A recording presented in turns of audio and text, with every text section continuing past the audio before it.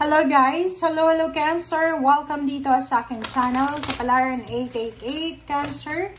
Alamin natin kung anong messages, vibration, gabay energy para sa lahat ng Cancer. This is unexpected para sa buwan ng April and May. So ano ba ang unexpected na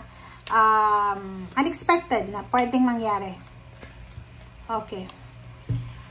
Cancer 3, 7 of Hearts, 7 of Cups. Okay, 7 of Cups, it's all about foundation. Okay. Wow. Nakakaloka to. Cancer, paki-comment sa comment section. Ang ganda ng baraha mo. May isa ditong Cancer sa inyo. Babae ka man or lalaki. May asawa ka. Walang asawa, single. Pero responsableng Cancer to. Pwedeng siyang breadwinner or pwedeng siya yung tumataguyod sa pamilya or talagang gusto niya lang na itaguyod yung family niya. Nakikita ko sa'yo dito na medyo nag-aalala ka para sa foundation mo. Nag-aalala ka para sa future ng magulang mo or ng anak mo kung may anak ka, apo, or pwedeng sa pamilya. Okay? So, parang meron ka Cancer na inaalala na future. Parang future worries ito. So, dito sinasabi ng baraha, yung worries mo na yan, yung pag-aalala mo na yan sa pamilya, siya yung mag-uudyok sa'yo para baguhin yung buhay nyo. Diba? Yung cycle ng buhay nyo. Dito sinasabi ng baraha na pwedeng makakapag-isip kang mag-abroad, makapag-isip ka na lumabas ng probinsya nyo para maghanap ng trabaho. So talagang nakapag-desisyon ka na.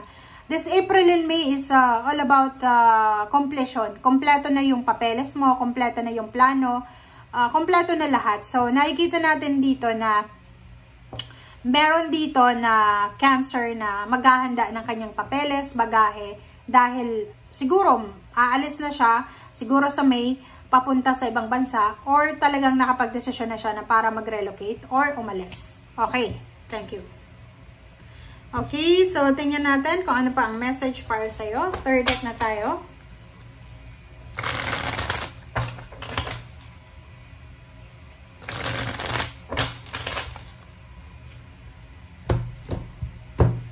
Cancer. Okay. Wow. Diba? So, dito sinasabi ng baraha Cancer na marami kang good news na matatanggap. Maraming offers. Job offer, financial offer, business offer, investment offer. Lahat ng offer pwede mong matanggap. Maraming communication, maraming balita, maraming good news. But mag-iingat ka kasi nandito yung 7 of Swords. Yung 7 of Swords na to, hindi lahat ng balita na natatanggap mo ay totoo. Hindi lahat ng mga tao na parang feeling mo close mo ay close mo talaga. Kasi meron ditong 7 of Swords, is either Gemini siya, is either any zodiac sign, na siya ay talagang hindi siya masaya sa success mo. Ang taong ito ay pilit kanyang ibabagsak. Ang taong ito ay may lihim na inggit sa'yo. So, nakikita ko sa'yo dito na mag-iingat ka. Huwag kang magpapaniwala, lalo na sa mga internet or online niya yan, kasi pwedeng scam yan. So, ingat-ingat ka, kasi may mga tao dyan sa paligid mo na willing kang lokohin, scam, or anything. So, nakikita ko sa'yo dito, ito yung unexpected natin ha. Unexpected to. Cancer, mag-iingat ka dahil isang unexpected na away, diskusyon, isang unexpected na competition ang pwedeng maging rason para bumagsak ang tower mo. Ano yung tower mo? Foundation mo to eh. 'Di ba? Yung pamilya. So, ingat-ingat ka. Okay? Maging kalmado tayo, Cancer. And yun, mag-isip ka ng tama.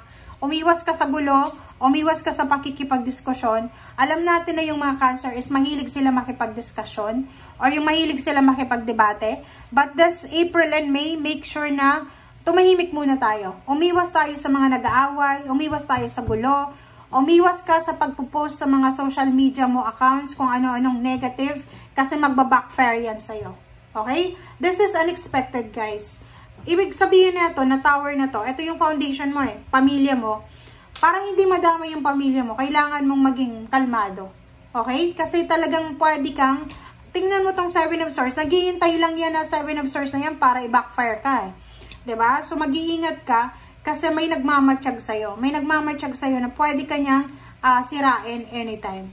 Okay? Sabi ng Pentacles, Three of Pentacles. Nakikita ko sa'yo dito na kung ano man ito na tinatrabaho mo sa ngayon, Cancer, it's either business collaboration with your family, with someone. Ito ay magdadala talaga sa'yo ng good harvest. So, ituloy mo lang. Kung ano man itong business na ginagawa mo, tuloy-tuloy lang kasi magdadala to sa'yo talaga ng positive income or positive outcome. Wow! So, yung iba naman na Cancer dito, sinasabi ng barahan na marami kang selebrasyon na isa-celebrate ngayong April and May. Nakikita ko sa'yo dito na napaka-importanting maging peaceful.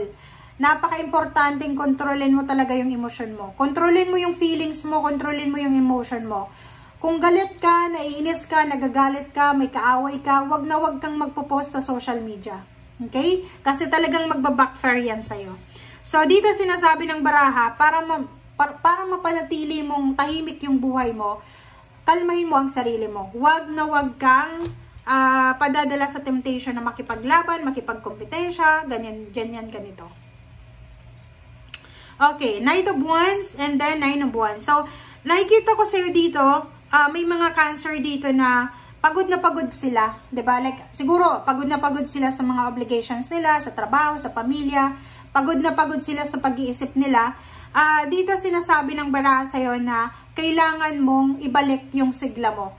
Pwedeng may Cancer dito na hindi makatulog sa gabi, marami silang iniisip. Dito sinasabi ng baraha na yung pagod na nararamdaman mo ngayon, pwedeng maalis yan. So, kailangan mong magpahinga. Take a rest, okay? Mag-meditate, mag-pray. Yun, peaceful lang dapat yung utak mo para bumalik yung sigla mo. Parang nakikita natin, sobrang lungkot mo, sobrang disappointed ka. So, dito sinasabi na hanapin mo yung rason para maging masaya ka. Sa usaping relationship, nakikita natin na posibleng merong mga Cancer na makikipaghiwalay or dalawang tao ito, pwedeng mag-asawa silang Cancer na magdidesisyon sila na maghiwalay na lang or mag-part ways sila pero hindi sila magkaaway ha. So, pwedeng yung dalawang ito, sawang-sawa na sila sa bawat isa, yung pagsasama nila, puro na lang away, puro na lang gulo. So, siguro magdedesisyon sila na kailangan muna nating maghiwalay pansamantala dahil pwedeng yung isa magtatrabaho sa ibang bansa, yung isa magtatrabaho sa ibang lugar, and kailangan muna nilang mag-separate ways. Okay? Sa ilalim niya is 8 of Cups. Oh. Diba? Yung 8 of Cups is abandoning the situation. Abandoning the situation, and yung sunod niya dito is 10 of Wands. So, sinasabi ng baraha sa'yo na ang dami-dami mong obligasyon, kaya ka sobrang pagod na pagod sa ngayon. Pero, mayroon dito ang ibang Cancer na makakapag-desisyon siya na umalis ng Pilipinas. Merong Cancer dito na makakapag-desisyon siya na itry niya yung pagiging OFW. Babae kang Cancer, may asawa, may anak. Nakikita ko sa'yo dito, ang sobrang taas ng pangarap mo. And yung pangarap mo na yan, para sa pamilya mo, yan yung magiging rason para mag-desisyon ka ngayong April and May. Okay? Thank you guys for watching. Bye!